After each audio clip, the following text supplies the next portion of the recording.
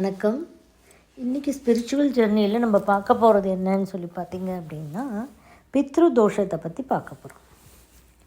பித்ரு தோஷம் அப்படின்றது நிறைய குடும்பங்களில் இருக்குது, ஆல்மோஸ்ட்டுன்னு சொல்லலாம்.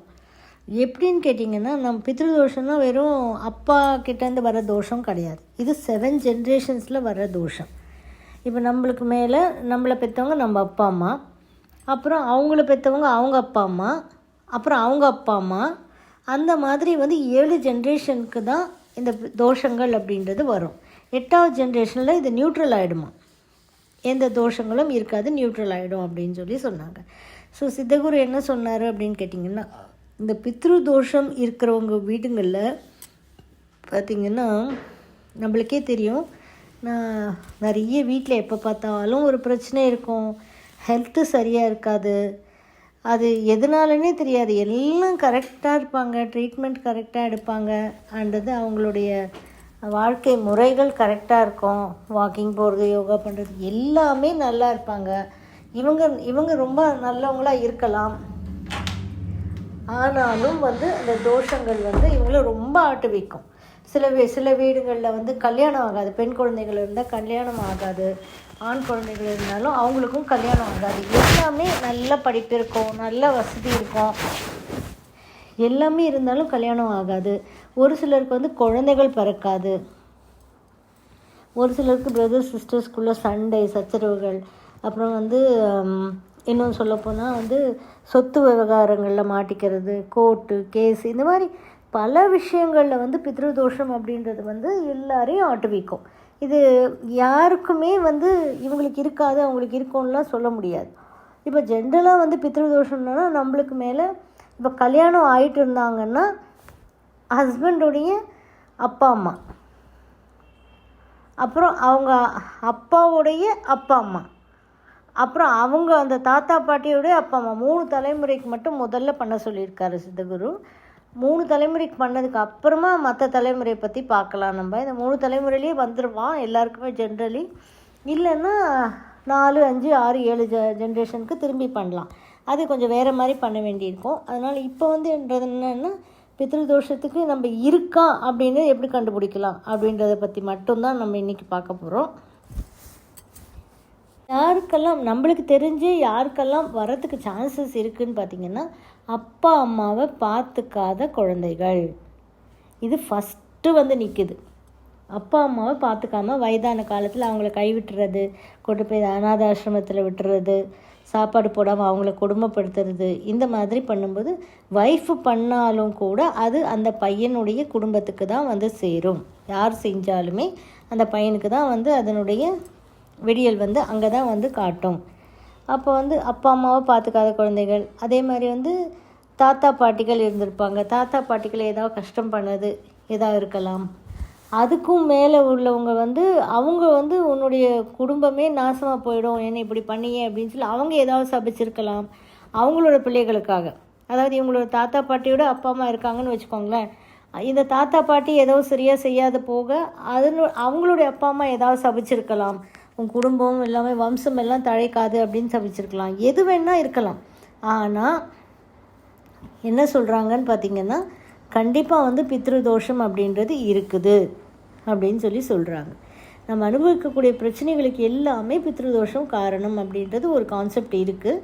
இதை நம்புகிறவங்களுக்கு நம்பலாம், நம்பாதவங்களுக்கு அதை பற்றி நான் சொல்கிறதுக்கு ஒன்றும் இல்லை. இப்போது நம்ம வீட்டில் பித்ரு தோஷம் 3 ஜென்ரேஷனுக்கு மட்டும் பார்க்க போகிறோம். 3 ஜென்ரேஷனில் நம்முடைய அப்பா அம்மா, நம்முடைய தாத்தா பாட்டி, அப்பாவுடைய சைடு அப்பா அம்மா, அந்த தாத்தாவுடைய அப்பா அம்மா, 3 பேர் பார்க்க போகிறோம். கல்யாணம் ஆகியிருந்தால் இப்படி, கல்யாணம் ஆகலை அப்படின்னா ஒரு பெண் குழந்தை இருக்காங்க, அந்த குழந்தைக்கு கல்யாணம் ஆகலை அப்படின்னா வீட்டில் இருக்காங்க இன்னும் அப்படின்னா, அந்த பெண் குழந்தையோட அப்பா அம்மா, அப்பாவை எடுத்துக்கணும், அப்புறம் அப்பாவுடைய அப்பா அம்மாவை எடுத்துக்கணும், அதுக்கப்புறம் அவங்க தாத்தா பாட்டியுடைய அப்பா அம்மாவை எடுத்துக்கணும். கல்யாணம் ஆனதுக்கு அப்புறமா ஹஸ்பண்டுடைய அப்பா அம்மாவும் ஹஸ்பண்டுடைய தாத்தா பாட்டி, அந்த தாத்தா பாட்டியோட அப்பா அம்மா அப்படி எடுக்கணும். கல்யாணம் ஆகலைன்னா இப்படி நம்ம பிறந்த வீட்டுது, கல்யாணம் ஆகிட்டா மாமியார் வீட்டோடது எடுக்கணும்.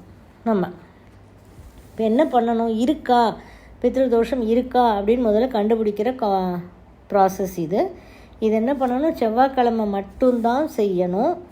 3 லெமன் எடுத்துக்கோங்க, நல்ல ஒரு ஒரு ஒரு மார்க் கூட இல்லாத 3 லெமன் எடுத்துக்கோங்க. 3 பொமோகிரானேட் எடுத்துக்கோங்க.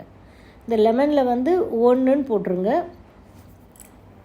லெமனில் வந்து 1ன்னு போட்டுட்டு அப்பா பேர் எழுதிடுங்க. இல்லைன்னா 1 கூட போட தேவையில்லை. அப்பா பேர், தாத்தா, இன்னொரு லெமனில் தாத்தா பேர், இன்னொரு லெமனில் தாத்தாவுடைய அப்பா பேர். தெரியலன்னா முத்தாத்தான்னு வேணால் எழுதிக்கோங்க. 3 ஜென்ரேஷனுக்கு.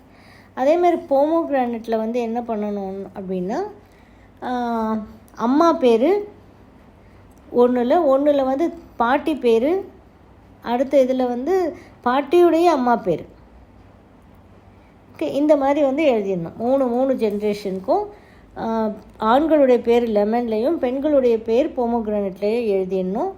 எழுதிட்டு என்ன பண்ணணும், 3 ஜென்ரேஷனுமே டியூஸ்டே தான் எழுதணும். இது எங்கே எழுதணும், பேர் எழுதுறது அப்படின்னு பார்த்தீங்கன்னா, ஏதாவது ஒரு கோயில் பரவாயில்ல, ஏதாவது ஒரு கோயிலில் போய் உட்காந்து அந்த கோயிலில் பிளாக் இல்லைன்னா க்ரீன் மார்க்கர் பென் வச்சு அந்த பேருங்களை எழுதுங்க. எழுதிட்டு இதை வந்து என்ன பண்ணணும், கொண்டு வந்து வீட்டில் 3 வச்சுருக்கோம். வீட்டில் நார்த் கார்னர் இருக்கும் இல்லையா, நார்த் சைடு, ஹால்லையோ இல்லை பெட்ரூம்லையோ எங்கேனாலும் பரவாயில்ல, ஹாலில் வச்சா இன்னும் நல்லது. நார்த்து கார்னரில் வந்து ஒரு கீழே வந்து ஒரு பிளாஸ்டிக் பேப்பரோ இல்லைன்னா ஒரு பிளேட்டோ ஏதோ ஒன்று போட்டுட்டு அதில் வச்சுருங்க. 3 6 அதில் வச்சுடுங்க. வச்சுட்டு டியூஸ்டே தான் பண்ணணும். இதை ஒரு கற்பூரம் தீபாவளி காட்டிட்டு, என் 3 ஜென்ரேஷனில் எங்களுக்கு பித்ரு தோஷம் இருக்கா அப்படின்றத எங்களுக்கு தயவு செஞ்சு தெரியப்படுத்துங்கன்னு மானசீகமாக வேண்டிக்கிட்டு விட்டுருங்க. திரும்பி டெய்லி வந்து நீங்கள் அந்த பக்கம் பிரிக்கலாம். அது தொடப்பம் அது மேலே படாமல் பார்த்துக்கோங்க. அப்புறம் அடுத்த டியூஸ்டே தான் வந்து திரும்பவும் கற்பூரம் தீபாவளின்னு காட்டணும் அந்த மூலையில். அப்புறமா 3வது செவ்வாய்க்கிழமை, தட் இஸ் மொத்தத்தில் 15 டேஸில் முடிஞ்சிடும் வச்சுக்கோங்களேன். ஒரு டியூஸ்டே வைக்கிறீங்க, அடுத்த டியூஸ்டே வந்து தீபாராதனை காட்டுறீங்க. அடுத்த 3வது டியூஸ்டே தீபாராதனை காட்டிட்டு நீங்கள் பார்த்தீங்கன்னா அதில் வந்து உங்களுக்கு எந்த மாதிரி கெட்டு போயிருக்கா, எந்த மாதிரிலாம் இருக்குது அப்படின்றத வச்சு அது அப்போ வந்து அப்பா சைட்லேருந்து பித்ருதோஷமாக, தாத்தா பாட்டி சைட்லேருந்தா இல்லைன்னா அவங்களுடைய அம்மா அப்பா சைட்லேருந்தா அப்படின்றது தெரியும் நம்மளுக்கு. இது தெரிஞ்சுக்கிட்டு நான் என்ன பண்ணுறது அப்படின்னா, முதல்ல தெரிஞ்சுக்கோங்க.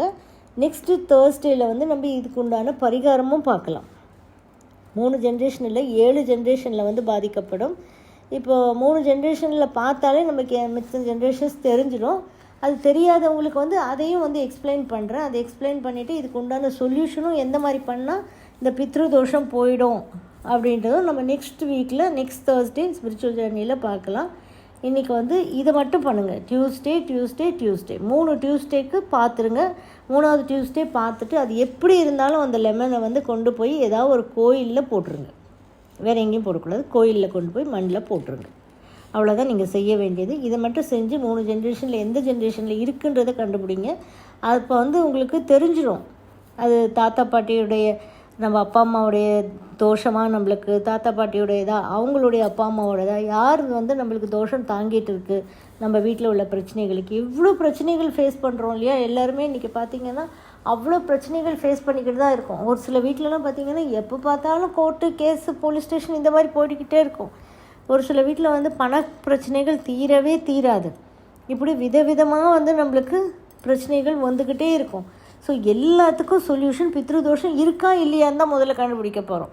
இல்லாமல் இருக்கிறதுக்கு கூட சான்சஸ் இருக்குது, இருக்கிறதுக்கும் சான்சஸ் இருக்குது. அதனால் வந்து இருக்கா இல்லையான்னு முதல்ல கண்டுபிடிப்போம். அந்த லெமன் எப்படி இருக்குன்னு, எப்படி ஆச்சு உங்களுக்கு 3rd வீக்கில் அப்படின்றது நீங்கள் வந்து கமெண்ட்டில் சொல்லுங்கள். அதுக்குன்னு வந்து நான் உங்களுக்கு எது எப்படி ஆயிருந்தால் என்ன மாதிரி இருக்கும் அப்படின்றத வந்து நான் உங்களுக்கு ஆன்சர் கொடுக்குறேன். நீங்கள் முதல்ல இதை ட்ரை பண்ணி பாருங்கள். நம்பிக்கையோடு ட்ரை பண்ணுங்கள், நம்மளுக்கு நல்ல ஆன்சர்ஸ் கிடைக்கும்.